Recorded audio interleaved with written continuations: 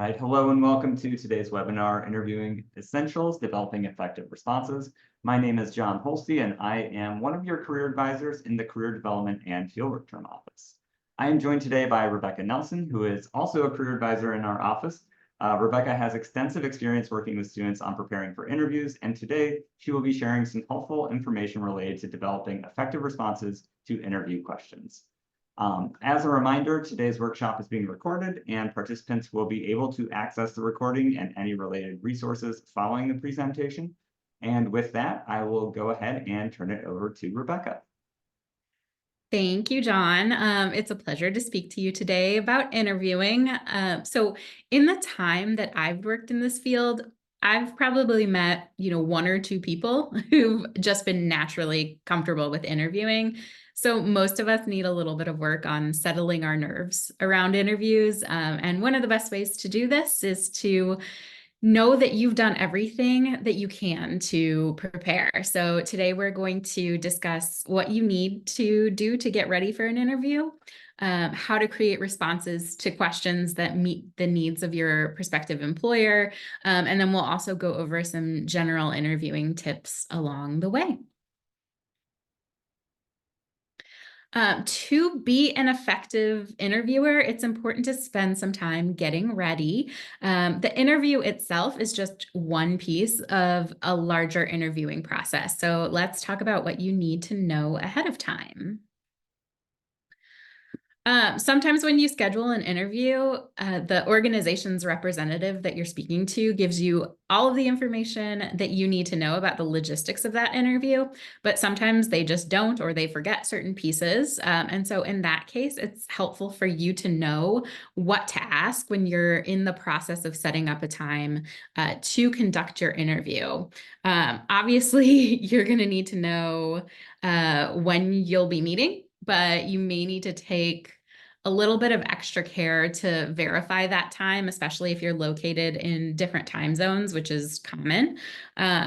As far as the interview format, you're going to need to know who you'll be meeting with that day. Is it one person? Is it a panel where several people are interviewing you?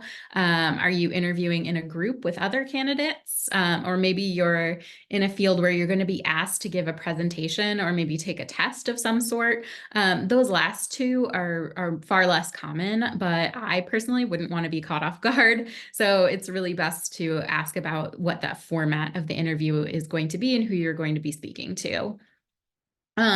You also need to know how the interview will be conducted. So you might meet in person in an office or out at a coffee shop or restaurant or some other public location. Make sure that you're meeting at a public location. Your interview could also be on the phone. This is especially common for first round interviews, or you might meet via video conferencing, Zoom, Google, any of those kinds of options. And then there are also some instances where you record answers to prepared questions and submit that as your interview. Again, I've seen that really only in like an initial screening interview, but that is possible. So if you are meeting at a physical location, you'll need to get directions, which are obviously accessible through like map applications, but I'd suggest checking that you have the correct address and ask whether there's anything that you need to know about your arrival or anything tricky, such as like where you can park if you're driving to that location, whether there's like a security checkpoint that you need to stop at before you get in the door. And so you can incorporate that into the amount of time that you would need to give yourself to get there, or where to go if you're meeting at an office location that's inside of a larger like office suite or campus. So just a note about arriving on time, it is advisable to arrive about 10 to 15 minutes early for an interview. So I always recommend making sure that you're planning your commute to that interview location, considering the time of day that you'll need to arrive to get through any of the challenges that go along with arriving to a new location. Okay, so before the interview, It's also necessary to know a bit about the organization and the key players that you'll be meeting. So you can find information about your interviewers, company leadership, the department that you would be working in if that applies to the position, and overall information about what the organization does and who it serves. So all of this research helps you to understand the organization and their needs, to be able to craft your responses to questions around what's important to the organization, but also for you to ask questions about how the organization meets your needs. So for instance, do they have support programs in place for employees of diverse backgrounds? Do they participate in philanthropic efforts that align with your values?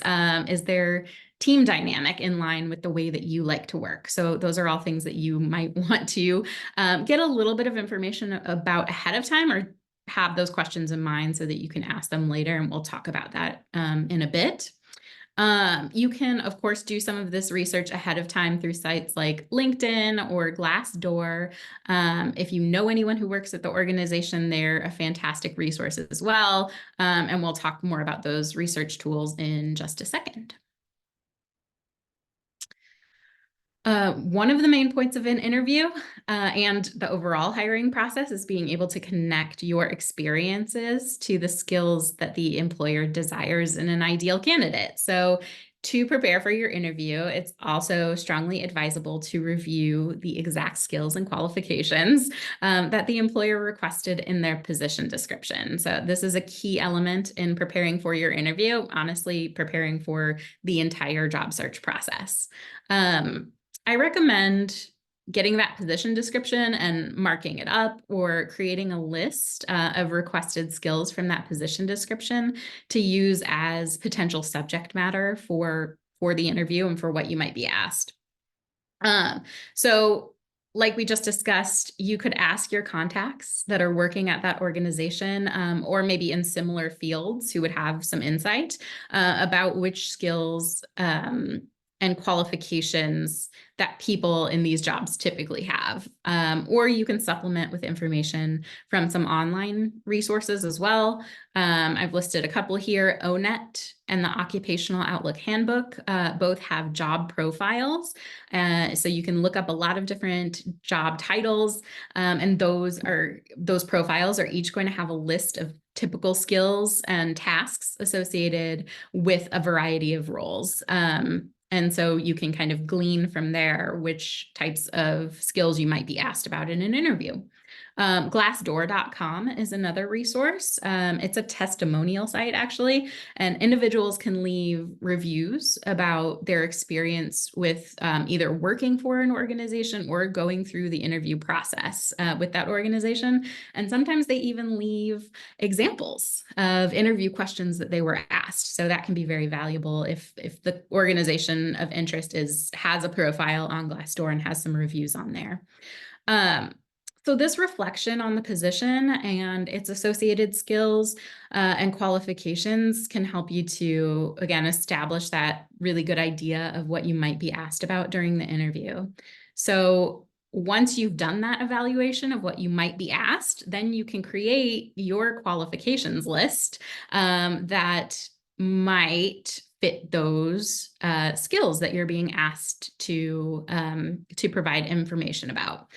So you want to have a list of potential examples for each skill that you've just identified.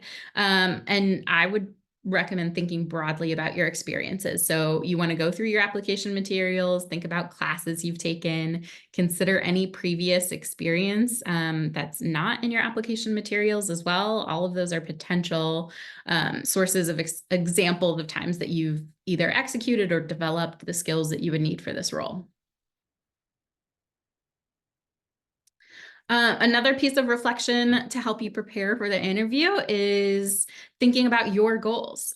You're likely going to be asked about why you want the position, what appeals to you about this role, what appeals to you about the organization, maybe how your long-term career goals are related to that role that you're applying for. So you'll be asked to tackle questions about yourself about your challenges, your successes, what you've learned in your experience so far. So it's helpful, if possible, to have options to draw upon from all of those different types of experiences that you've had.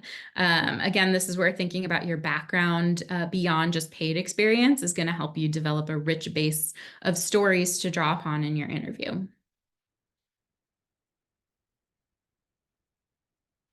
Okay, so you done all this mental preparation, but you also need potentially some physical items as well. So if you're meeting in person, you want to bring copies of your application materials to distribute or to refer to if needed. Sometimes you're asked questions during an interview, and it's helpful to have that resume available to you to just remind yourself of maybe some of the experiences that you've had.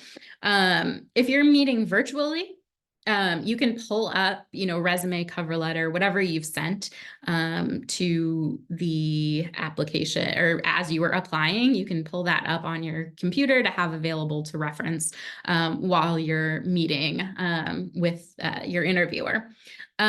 You're going to need some way to store information and take notes as well. Sometimes you're asked questions and you may want to, jot down a couple of thoughts as you're being asked that question, or maybe you're provided some information that you want to follow up with your interviewer later about. And so you can, have a Padfolio with you to take notes. If it's, in person, you can have a Padfolio at home too if you're interviewing virtually, but maybe notes app or some other kind of thing that would help you to take notes during the interview. Every once in a while, you're asked to provide work samples. And so if you have been asked to provide that, you want to have those ready. I'd recommend selecting relevant pieces, ones that are high quality, and making sure that the copies of those are what I'm going to call fresh copies. They don't have like notes from professors on them, no edits or anything like that written on them, kind of a brand new copy to provide. Wherever you're meeting, you're going to need to be dressed appropriately for your industry. But if it is a video-based interview, you also want to try to find a location that limits noise, distractions, where your technology is going to be reliable. So you may want to test that out ahead of time and make sure you have like a stable internet connection. And finally, you want to turn off ringers, alarms, notifications, pop-ups, especially if you're going to be sharing your screen. Just remove anything that could interrupt the flow of your conversation. So you want to have all of those materials prepared and to set yourself up for success. So of course, then practicing is the next step in preparing for an interview. In order to be prepared, you can, answer questions, practice on your own, talk about your background in a narrative format until you feel comfortable responding to a variety of different types of questions. And that can come from your bank of examples that you've created to customize your answer and address the skills you're being asked about. So, you can start out by running those scenarios out loud by yourself, but if you want to get more practice, you could record yourself using your webcam and like watch yourself back, make sure that you're paying attention to not just the content of your answers, but maybe your nonverbal communication as well. And, paying attention to all those things that we just talked about, like having a quiet, well-lit surrounding, and whether that all tends to give the impression that you're wanting it to give. You could also ask people in your life to ask you some interview questions and practice with them. And you can also schedule a meeting with a career advisor, and that can be to practice either just a few scenarios or to complete a full practice interview, and that's something that our staff can help with. So getting some outside assistance allows you to mimic that interview environment and get some experience with answering questions, maybe also that you're not necessarily expecting. That's where, asking other people to help you can be really beneficial.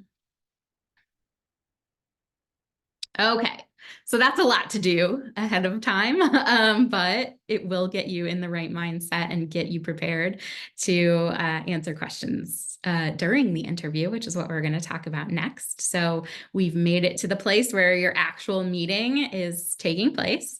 I think it's important to remember that your interview is about getting to know each other. Your interview wants to know who you are, and they may ask you some challenging questions, but they do really want you to succeed. So consider this an opportunity to meet someone new, tell them stories about your life, and showcase some of those interesting experiences that you've had. All right. I get asked all the time, how do I stand out in a job search process? This really goes back to what we talked about earlier. The employer wants to know that you can do what they're asking in their position description. And this is where all of that preparation that you've done pays off, because you've taken the time to review the position description and associate your experiences with the skills requested. You're ready with examples, and that is exactly what the employer wants you to be doing. They do want you to be honest and objective about your experience, though. So if you're missing a skill set, that's okay. It's better to talk about your plans for developing yourself as a professional, as opposed to attempting to exaggerate or avoid discussing an area for growth. So do be objective about your skills. With everyone that you encounter in the entire application process, be polite, be positive, express your genuine interest in the role. And you can show that interest and positivity through nonverbal communication as well as the statements that you make. So leaning forward, making eye contact, having pleasant facial expressions, and actively listening are all part of showing your personality.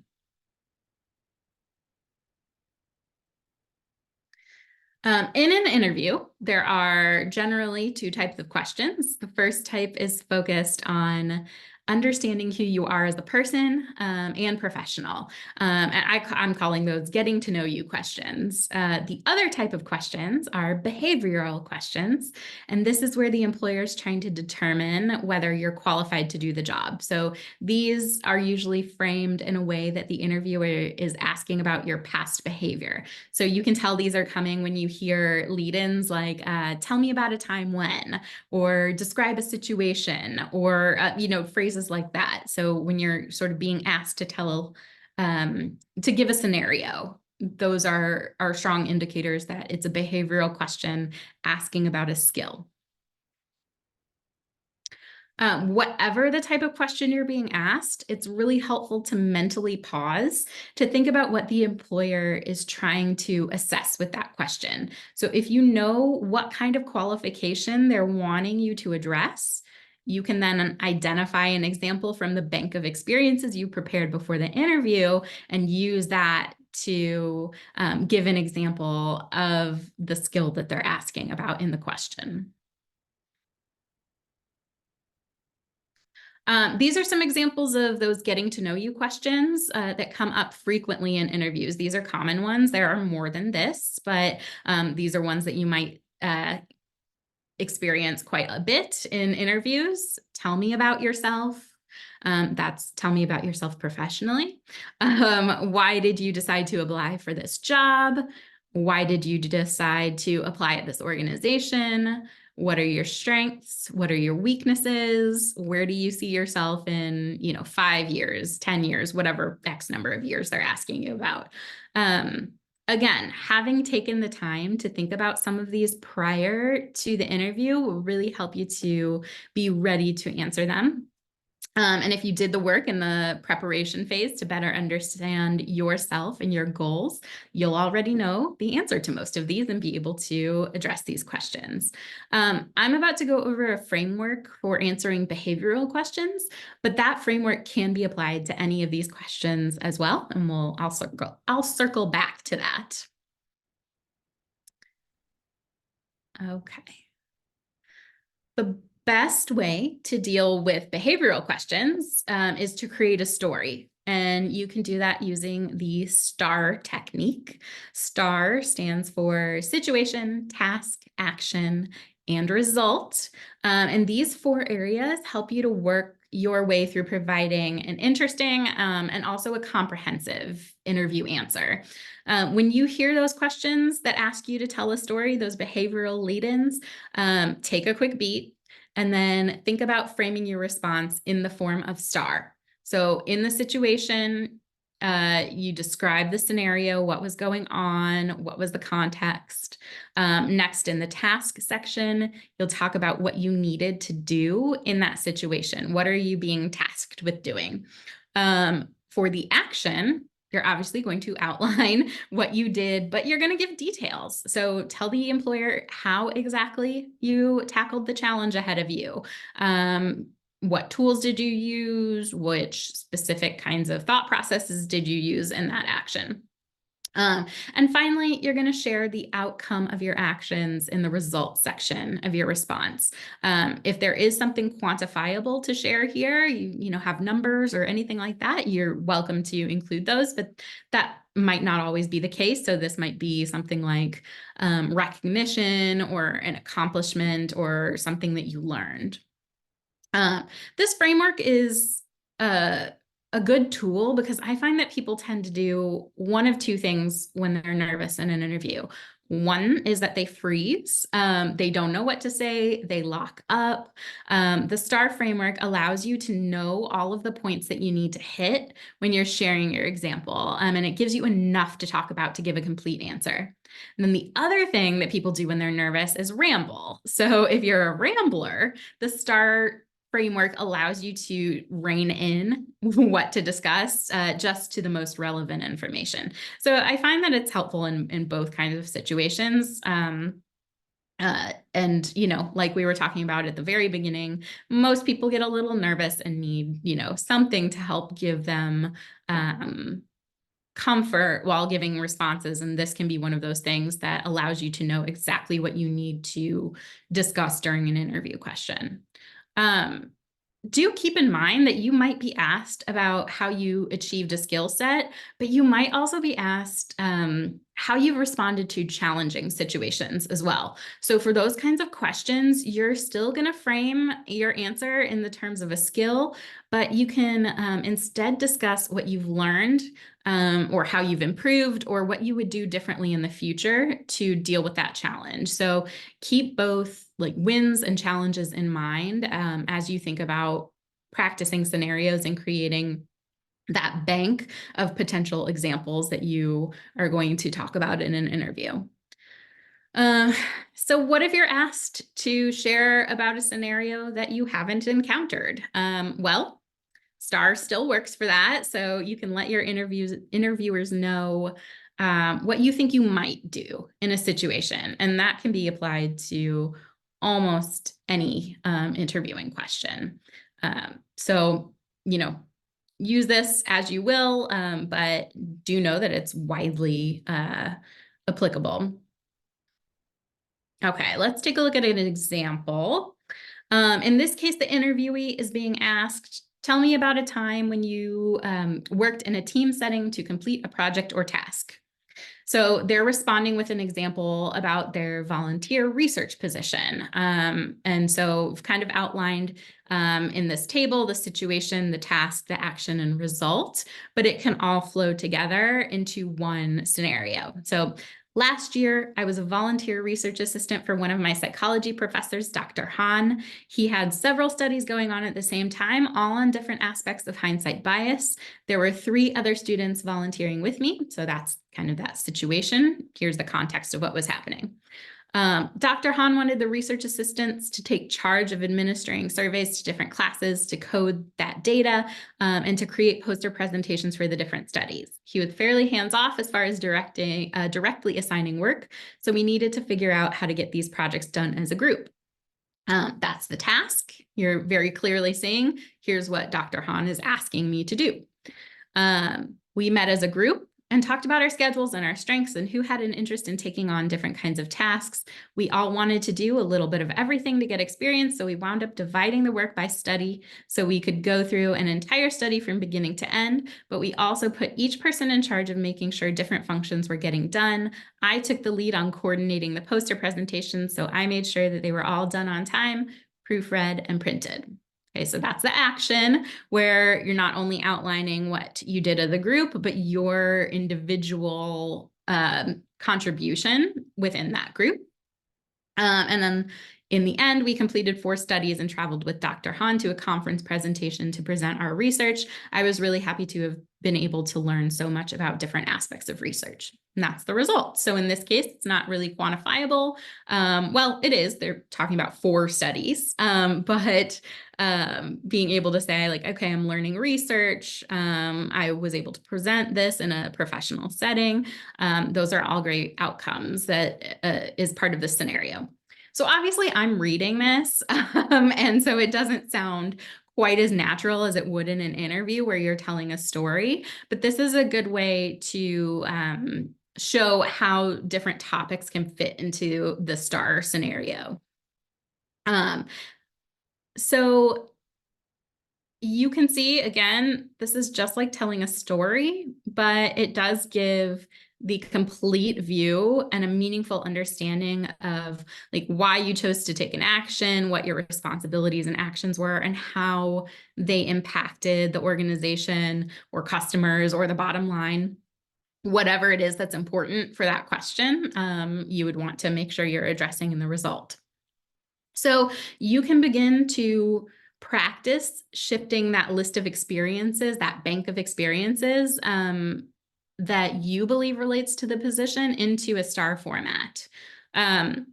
But you don't want to practice like 1 or 2 examples so much that you lock yourself into only using certain narratives because you can't really anticipate what exactly you're going to be asked in an interview and how that's going to be asked of you.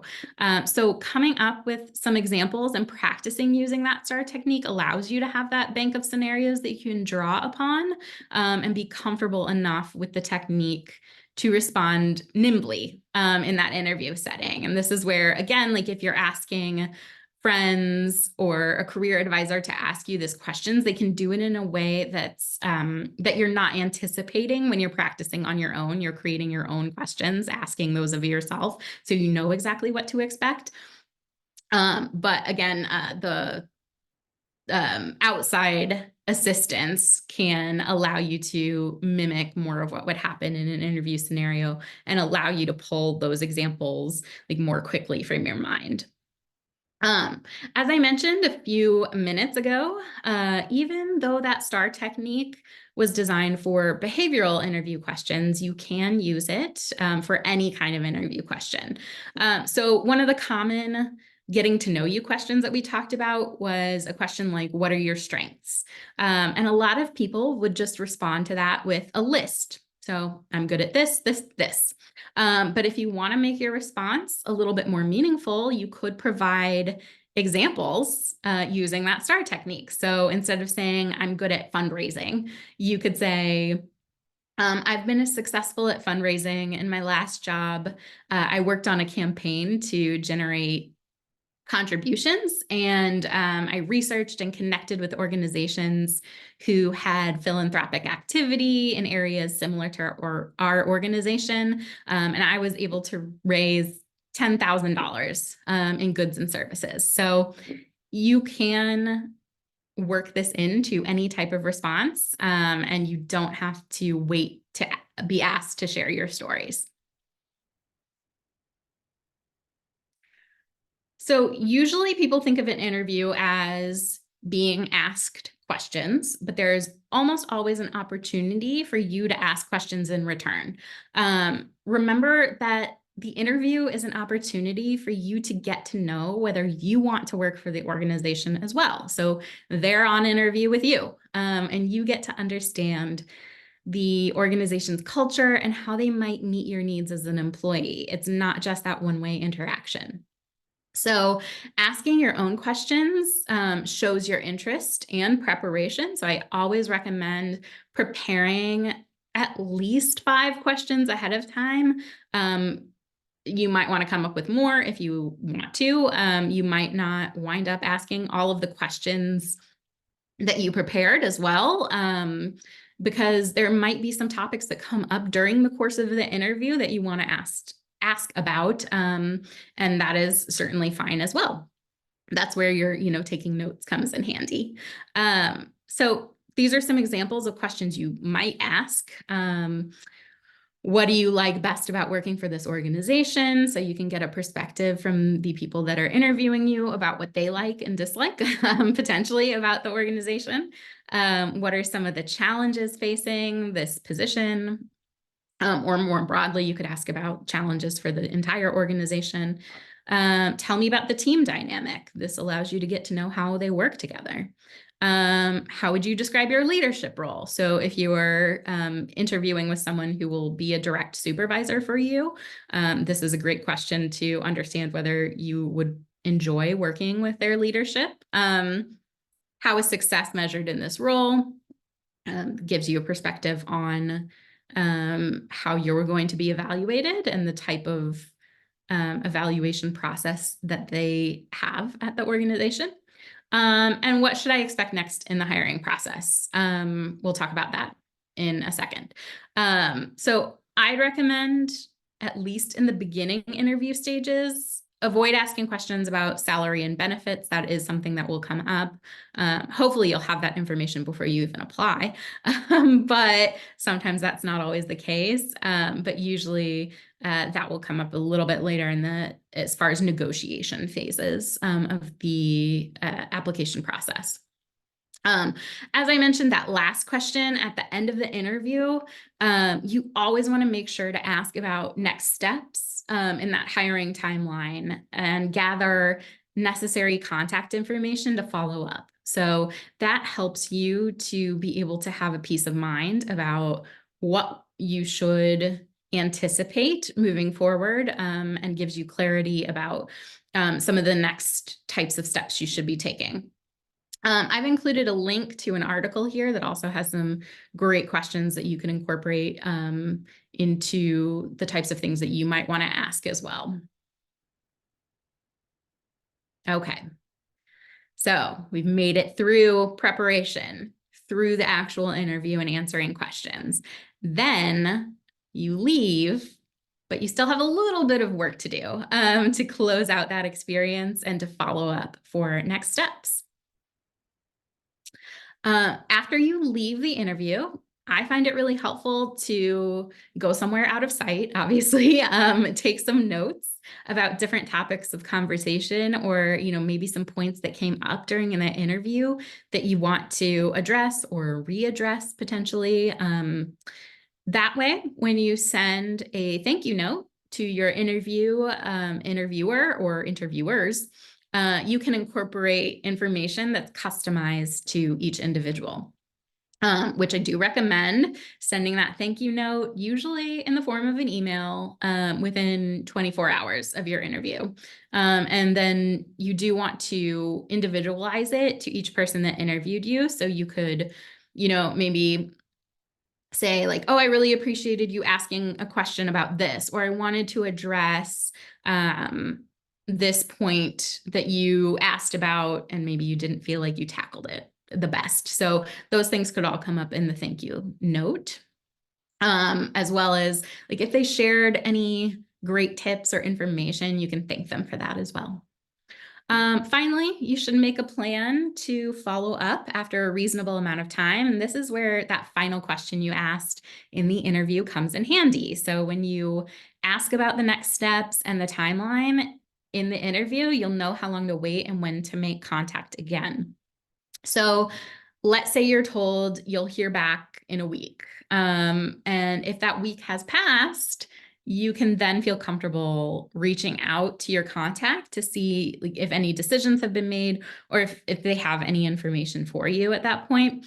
I've actually been in a situation where I was given a timeline, but I didn't hear anything. And so I waited a couple of additional days past that deadline, and then I called to follow up.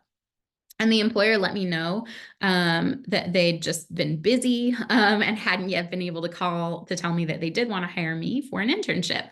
That's not always the case, but you will never know if you don't call or email or whatever method of contact they prefer. So not hearing isn't always a bad sign, and it is necessary to keep in touch to get news or closure if that's going to be the scenario. As always, remain positive throughout this experience, throughout the entire process. Even if you don't have the desired outcome, you never know who you're going to encounter in the future. And if or especially if you're in a small field or industry that, people move around. And even if you're not applying to that particular organization, again, people tend to pop up. So just try to be as gracious as you can through this entire process.